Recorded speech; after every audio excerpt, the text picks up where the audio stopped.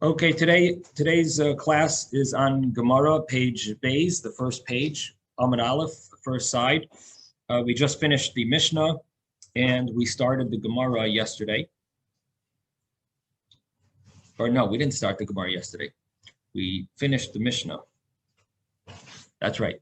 Okay, so we're up to the beginning of the Gemara. So let's go over the Mishnah right now. The Mishnah had said that the time, it asked the question of when is the time to say Shema, from when? The first question was from when, and the answer was from when the Kohanim entered to eat Truma. And then the question was until when, and the answer was three opinions.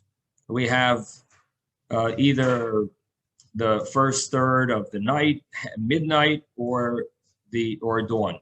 And then the Mishnah brought a story that proved that even the rabbis who said until midnight, really, their opinion is until dawn. They're just adding some type of a fence around the Torah in order to create a feeling of urgency that a person won't push it off. They'll quickly say Shema, and this way it won't get forgotten. So that was the Mishnah. I should mention that there are two ways of learning this Mishnah. One, the way we learned it was that Rabbi Gamliel's children asked him about the opinion of the rabbis, and Rabbi Gamliel was convinced that the opinion of the rabbis is really just an extra level of stringency, but really the rabbis agree with Rabbi Gamliel. And so Rabbi Gamliel told his children, you came home late, you missed the midnight deadline. It's not a problem. Even though you missed the midnight deadline, it's not a problem because really the deadline is not midnight. It's really dawn biblically, and the fact that you missed the midnight is more of a extra level and something extra that of course we preferably, it's really preferable. The time of midnight is more of a preferable time. So again, actually we have a few new people here, and that's why I sort of wanted to make it very clear. So again, we're talking about the time of Shema, when to say the Shema at night. And we spoke about three different opinions. When is the deadline, when it's too late to say the Shema at night? Again, Shema is a prayer that we recite, and it's a mitzvah to say it twice a day. Biblically, the Bible says we're supposed to say, the Torah says you're supposed to say it twice a day, once in the morning, once at night, but it doesn't clarify when exactly that time is. So our Mishnah explained that there's three opinions, and when the deadline is to say it at night. We didn't talk about the morning, we spoke about the night Shema, and that there is three deadlines. Now, the question, yeah. What is the actual required part of the Shema? Is it just the V'ahavta? So that's a very good question. There's numerous opinions of biblically, what are you obligated to say? Again, we know that the rabbis said you're supposed to, recite the whole prayer of the night prayer. It's been accepted as an obligation among the Jewish people. And we say all three paragraphs of the Shema. The full Shema consists of three paragraphs. It starts with Shema Yisrael, then a Baruch Shem sentence, and then three paragraphs, V'ahavta, V'haya, and Vayomer. They're in the book of, the first two are in the book of Deuteronomy, and the third one is in the book of Numbers. And so these three paragraphs all make up the Shema. Now the question is biblically, how much do you need to say? And that's a very good question, Manny. Rashi here tells us that the first portion, the first paragraph, is the obligation biblically. There is a Ramban that says you don't need the whole first paragraph biblically. The first sentence is biblically obligated. There is a Rambam that says all three paragraphs you're obligated to recite biblically. So so there's and then there are opinions that it's the first two paragraphs. So there's really numerous opinions about the Shema, the obligation. However, it's not so practical, this argument, because from a practical perspective, we always recite the entire Shema in the evening anyway because of our prayers. And if you say you prayed too early, as far as I know, most people in the world who pray early, they recite the entire Shema later, just to cover cover all bases and to fulfill even the other opinions, or to fulfill the rabbinic obligation of the Shema. So from a practical perspective, it doesn't, we're going to recite all three paragraphs, but it is good to know the actual obligation according to the obligation according to the Torah itself, and that is a three-way argument or four-way argument between the rabbis. So the other thing I wanted to mention that I didn't conclude, I was in the middle of telling you there's two ways of reading the Mishnah. In order to understand the second way of reading the Mishnah, I should ask you a question.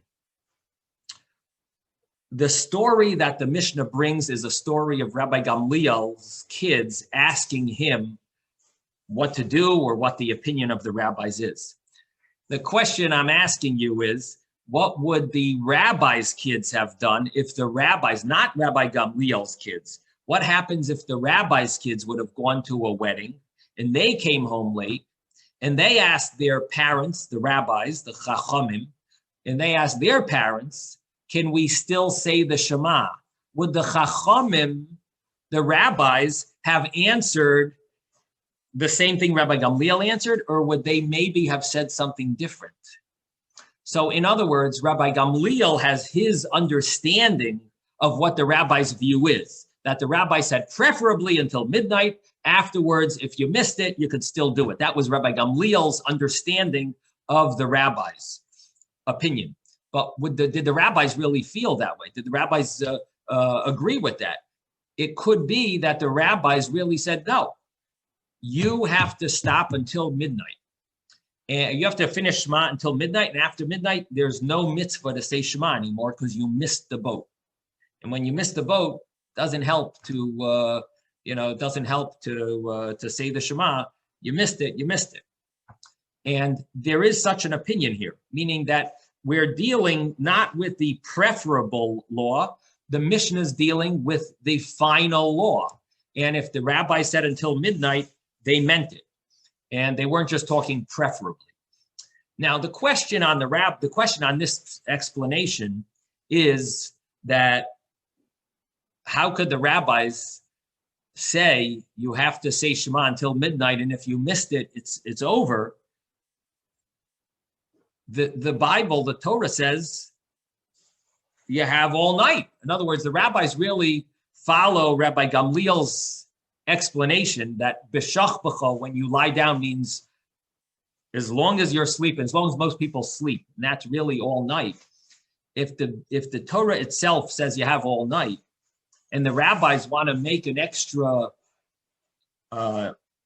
encouragement to say the Shema, so they say you have until midnight, do they have the ability to tell you that you have to say it before midnight? And if you don't, we are removing the biblical obligation from you. And we are taking it off as if now there's no biblical obligation. And the answer is yes, the rabbis do have that ability. They can remove an obligation from the Torah if they tell you you don't have to do it. I'll give you an example. One example, it's very surprising, is in the time of the story of Purim.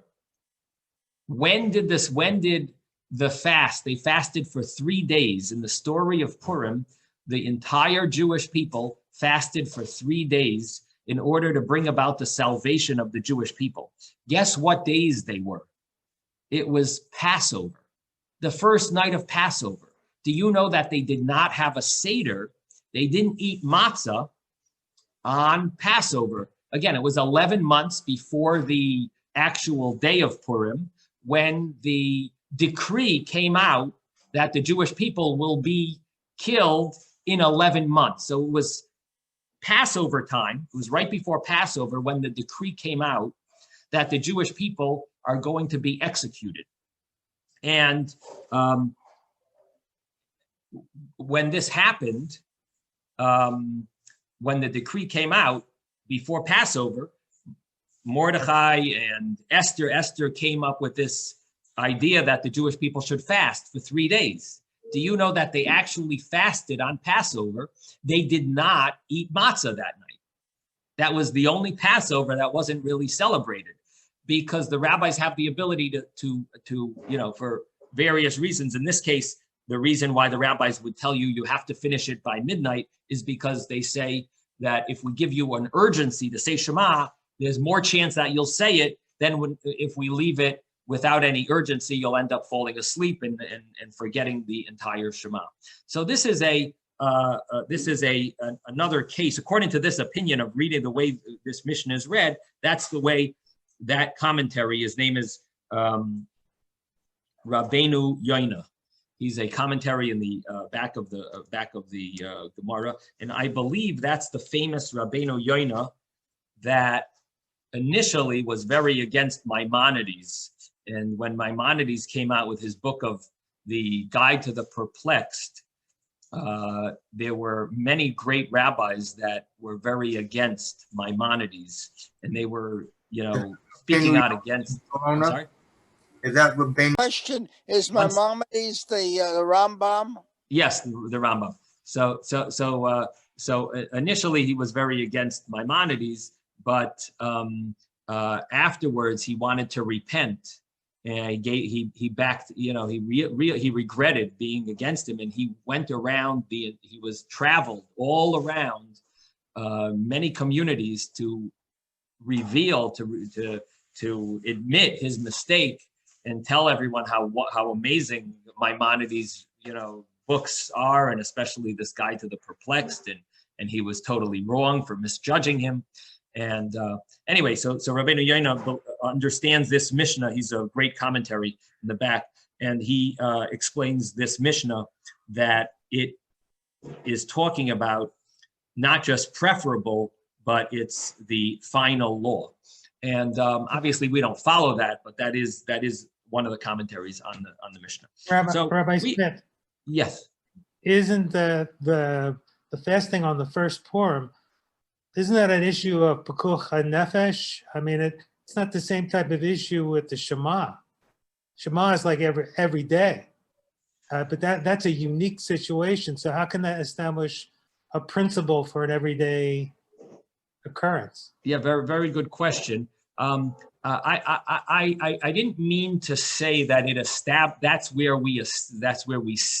the source of the rabbis being able to. I was just giving you an example of where we also find that the rabbis did remove a biblical obligation. Additionally, when it comes to pikuach nefesh, it's an interesting question you're asking me. Would we call that pikuach nefesh, to remove a biblical obligation in order to fast, in order to do a spiritual, in order to do something spiritual? That's an interesting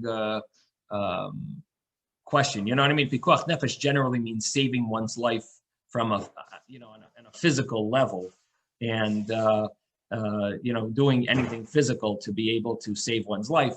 To say that that we will tell people to fast instead of eat matzah, when you could even argue and say, well, eating matzah is a mitzvah, so that's a good channel of blessing as well. There definitely are, you could argue and say that it's not pikuach nefesh, that we should just eat matzah and fast the rest of the rest of Passover. It's a little hard to say that that would be included in the category of pikuach nefesh, where they removed it because of pikuach nefesh. You know what I mean? It would seem that the logic behind it was based on the general rule that the Chachamim have the ability to uproot something from the Torah in a way that it's telling you not to do something. Again, they can't tell you to do something that's wrong, but they can remove an obligation from you. They can't tell you, again, the rabbis would not have the ability to tell you to transgress a law.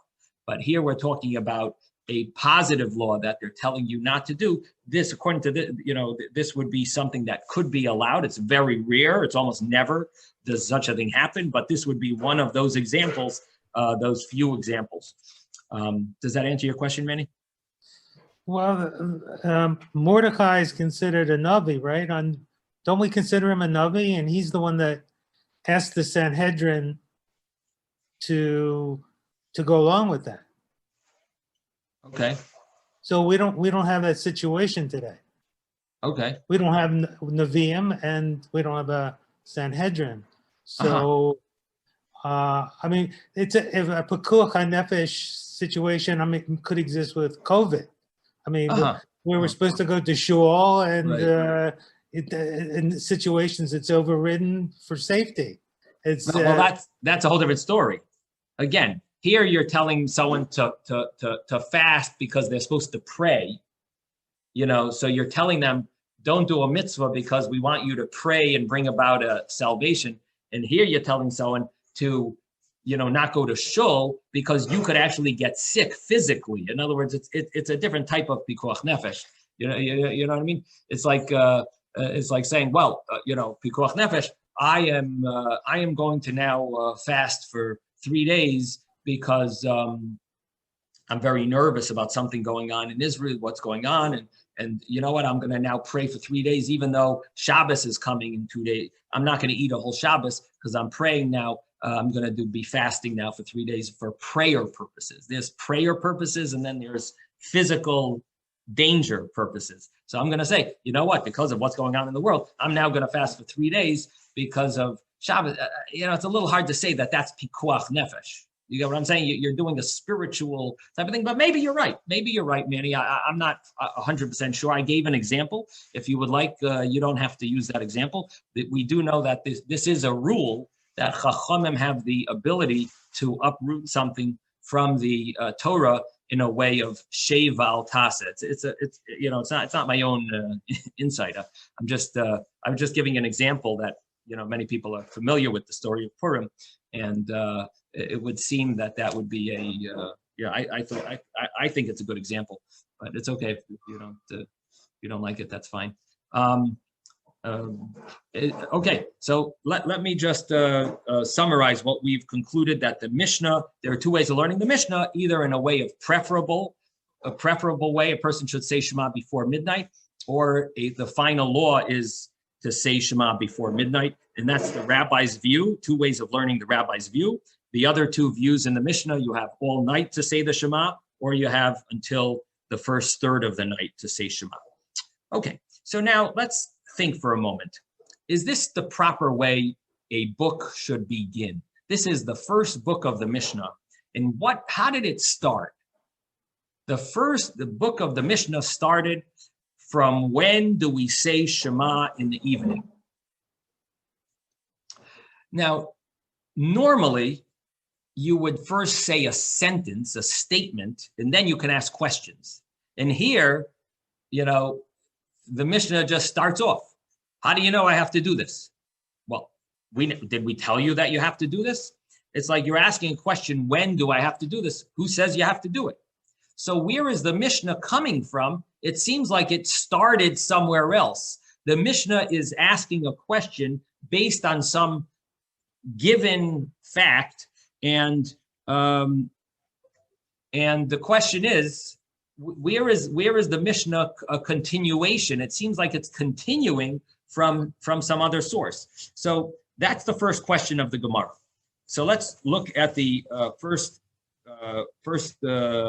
line of the Gemara. You see a very large Gimel and Mem. That stands for Gemara. It's about maybe 12 lines down from the top, from the word Me'emasai. And that's where the Gemara begins. It starts with the word Tana. Tana Heicha Koi. The Tana, which is the author, Heicha Koi. Where is he going?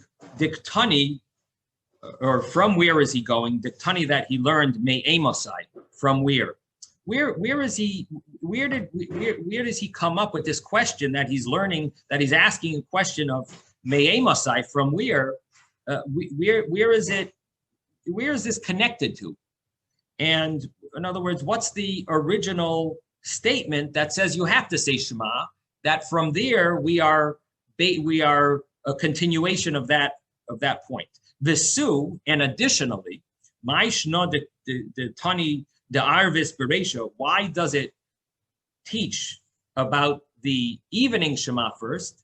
Lisni the Shachris Beresha. Let it teach the morning Shema first.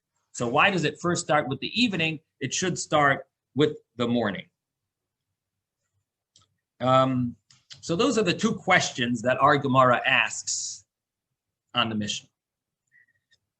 So the Gemara answers, Tana Akrakoi. The Tana, which is the author of the Mishnah, Akrakoi, is going on the verse. He's continuation from that verse based on, in other words, the Torah said this, and on that we are asking this question. That it says when you lie down and when you get up, that's when you're supposed to recite the Shema. It says that in the Torah, in the book of Deuteronomy. And here, and this teaches us, this Mishnah says, when is the time of the Shema? When you lie down. From the time that the Kayanim enter to eat in their truma. When the Kayanim, the Kohen who was impure, and he went to the mikvah and he waited for the sun to set and for the stars to come out, when he enters to eat truma, that's the same time that you can eat, that you can say the Shema. So the Mishnah asks two questions, and it answers both questions with this verse. The verse said, when you lie down and when you get up. And that verse is, number one, the initial statement that says you must say Shema. And it also says that which Shema comes first. It says when you lie down, when you get up. So which one should we be studying? Which one should we be teaching in the Mishnah first? The lying down one, and only afterwards the one to get up, the morning one. So that's why our Mishnah starts with the evening Shema. The Gemara gives one more answer. V'i bayis ema, and if you want, say, Yalef mi briyasei shalaylam. You learn it from the creation of the world to always start with the evening and then afterwards with the morning. Dechsiv, as it says, Vayehi erev, Vayehi vayter, and it was evening and it was morning. Yom echad, one day. So we see when Hashem created the world, Hashem set the world in a order that the night comes first and then the day, different than we look at a day in America. Here we look at a day goes from midnight to midnight, and the Torah looks at a day. It goes from the evening to the next evening. So we start at either sunset or when stars come out. That's when our day begins, and that's why all Jewish holidays start when it becomes evening. We don't start our holiday doesn't start at midnight. It starts when it becomes evening. So that is the way Hashem created the world, and that is why the Mishnah is following in that order. That first comes the night, and then comes the day.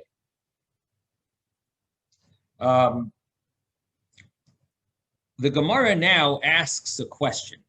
The Gemara says, if you really feel that the night should come first before the day always, So we have a little problem, or a big problem, because you're answering our Mishnah, but there is another Mishnah that uses the opposite order. There's another Mishnah that puts first the morning blessings of the Shema before the evening blessings of the Shema. So in order to understand this, let me clarify. The rabbis established certain blessings, which are praises of God,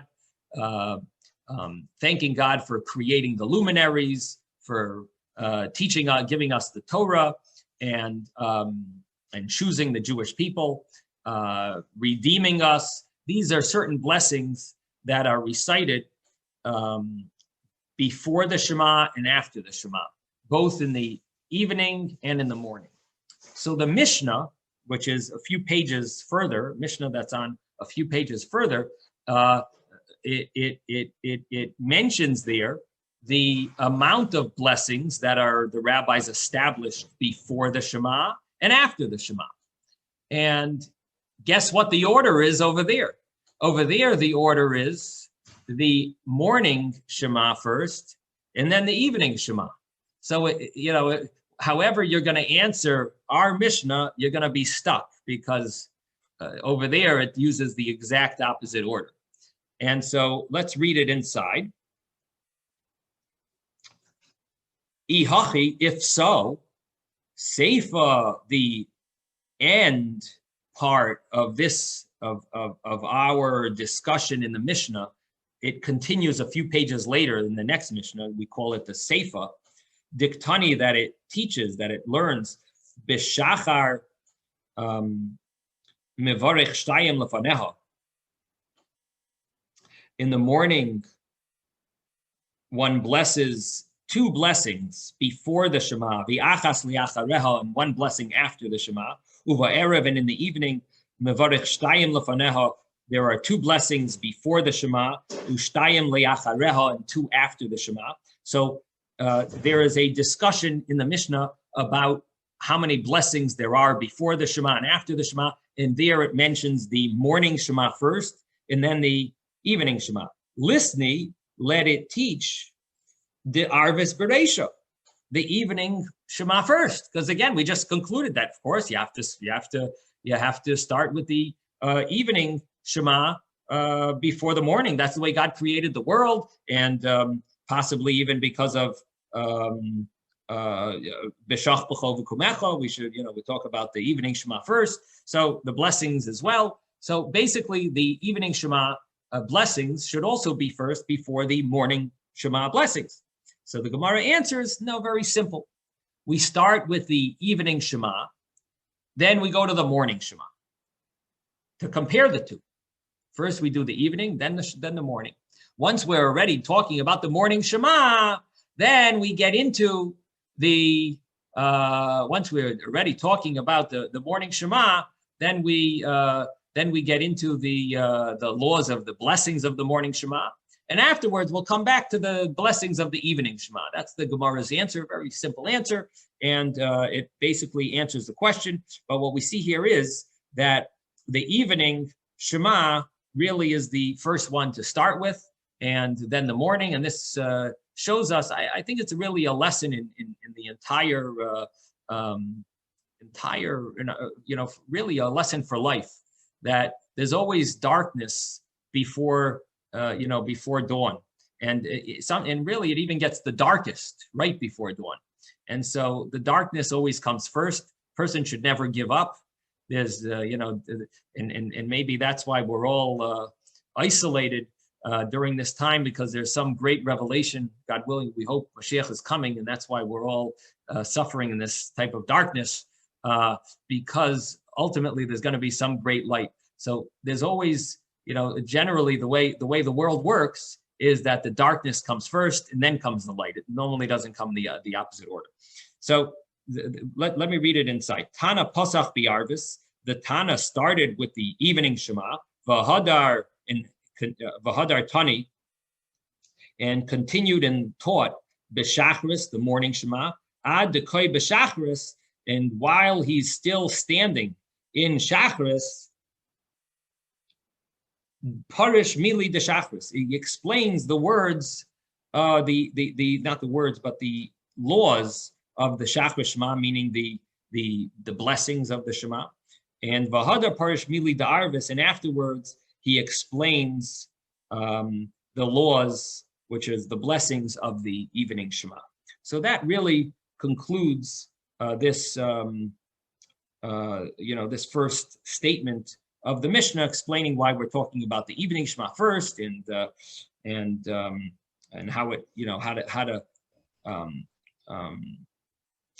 reconcile the contradiction between starting with the blessings of the Shema, where it says the morning Shema blessings first. Miranda, you have a question.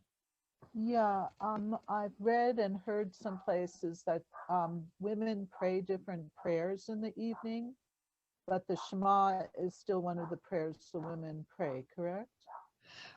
It's definitely a appropriate, even though they might not be biblically obligated, but it is definitely a prayer that is common that women pray. Like even women who don't pray, many women don't pray the night prayer. Many women don't even pray the afternoon, but the morning prayer. So certain things have been accepted, and one of them would be the Shema, especially before one goes to sleep, to say the Shema. And so yes, correct. That's correct. Howard. Yeah, I can't hear you. You're on mute. Unmute yourself. Okay. Yeah, sorry. Just to clarify, so when the Gemara is saying the Hadar Tane B'Shacharis, so are we going to learn later on that in the Gemara they're talking about the Shema of Shacharis? Where is this? When he says the Hadar Tane B'Shacharis, we haven't learned that yet, right? Right, correct. Yeah, we're going to learn it later. So the Gemara over here is saying we're coming up to learn about Shacharis, so then the next Mishnah just continued on with the Shacharis. Is that the idea? Right. Exactly. Okay, thank you. Yeah, for sure. Okay, any other questions? Okay, so let's let Ben. Yes, Ben. Yeah.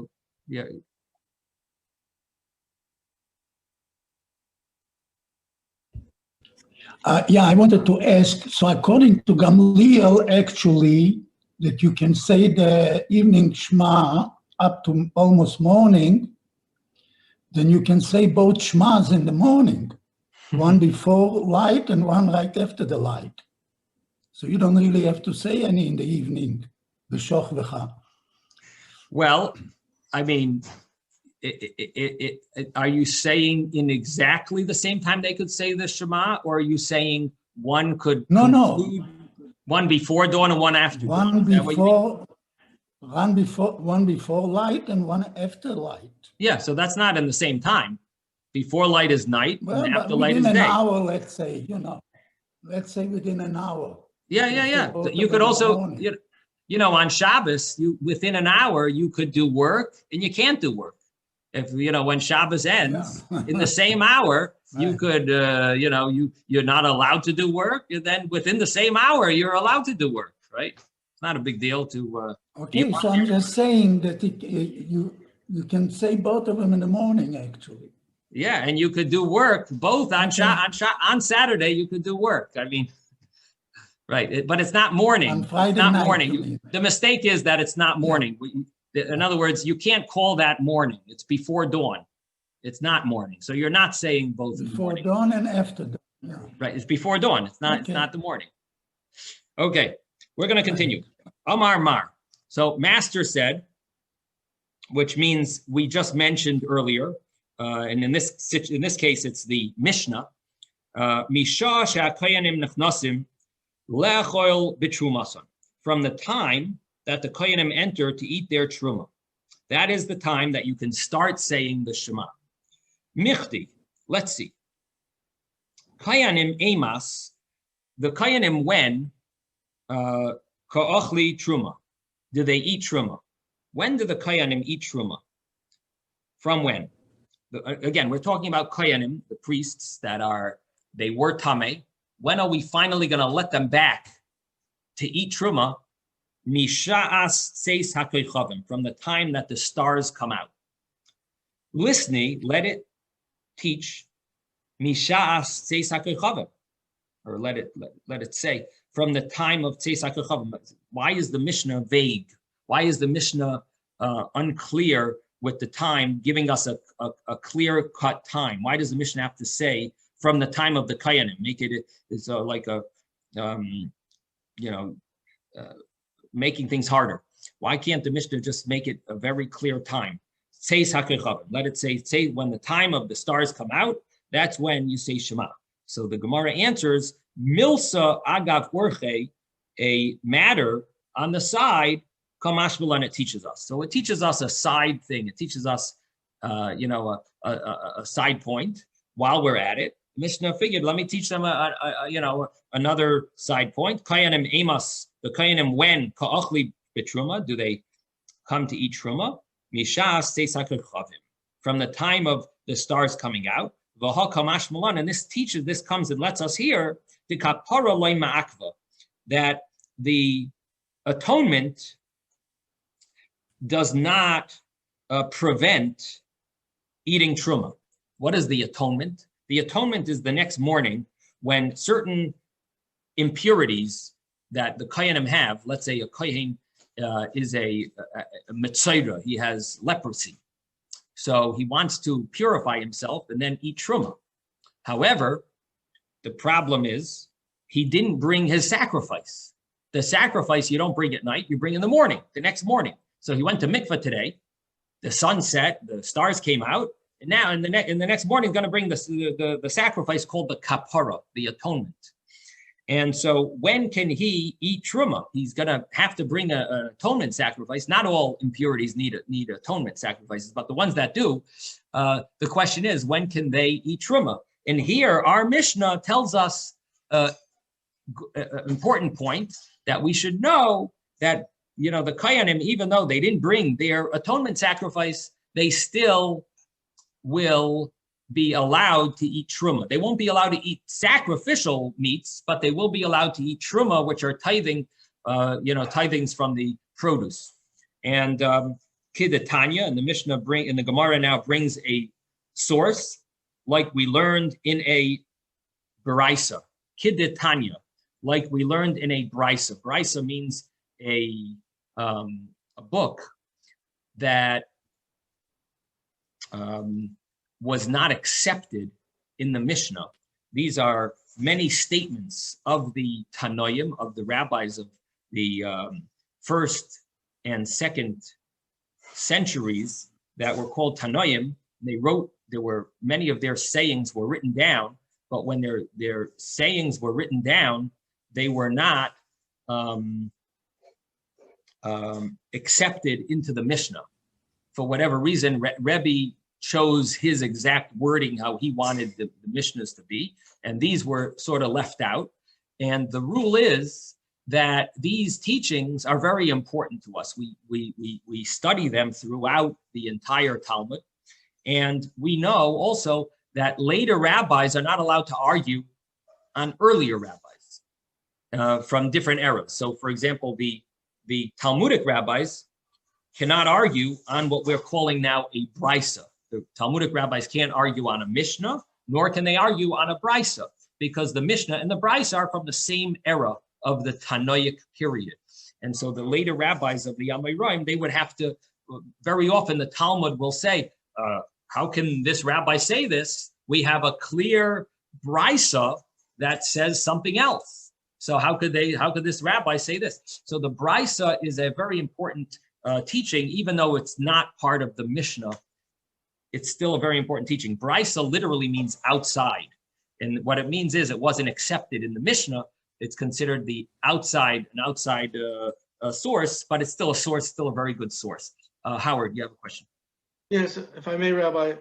Is there any difference in authority between a Mishnah and a Brisa, or are they equally authoritative?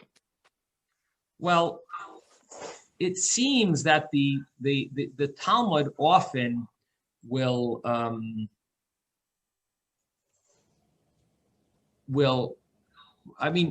I should say the Mishnah is definitely more authoritative. And the reason being is, for example, a stam Mishnah. If a Mishnah doesn't have it doesn't say a name, we know that that's like the final. That's the final law. So Rebbe edited the Mishnahs to a much greater extent, and therefore it would be the Mishnah would definitely be a more authoritative. But it doesn't mean that the brises are insignificant. They're very significant, and they're used throughout the Talmud. All right, so in order of authority, Mishnah comes first. Okay. Yeah, the Mishnah would come first. Thank you.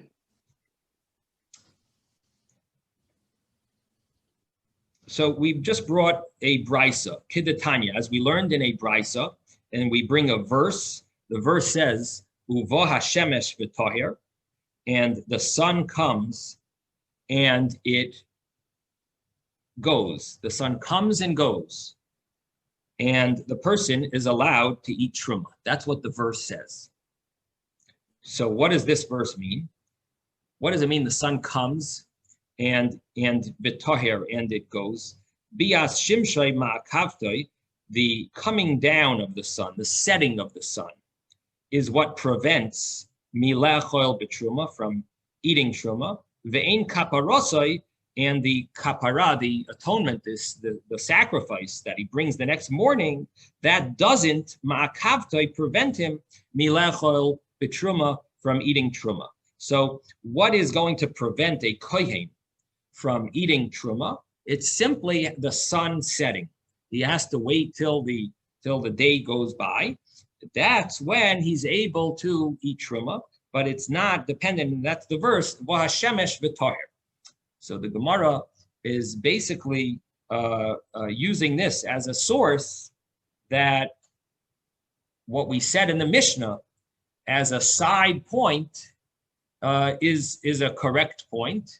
And there is a brisa that says it. So we have just proved that it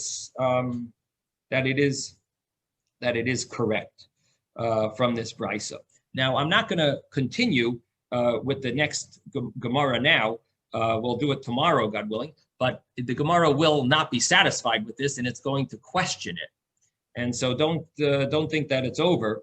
It's still there's a continuation really, because the way the Talmud works is it has to clarify everything to make sure it's 100% correct what we've concluded. And so there's constant debates and challenges. Maybe this is not the right way of translating the verse. Maybe there's another way of translating the verse. So we will, God willing, get to that tomorrow. Okay. Does anyone have any questions? Yes.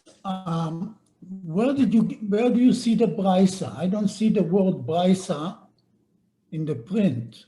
So brisa is whenever it uses the word. I'll give you a little trick. I'll tell you the trick. Okay. Whenever it says kidetanya, like we learned, it means in a brisa.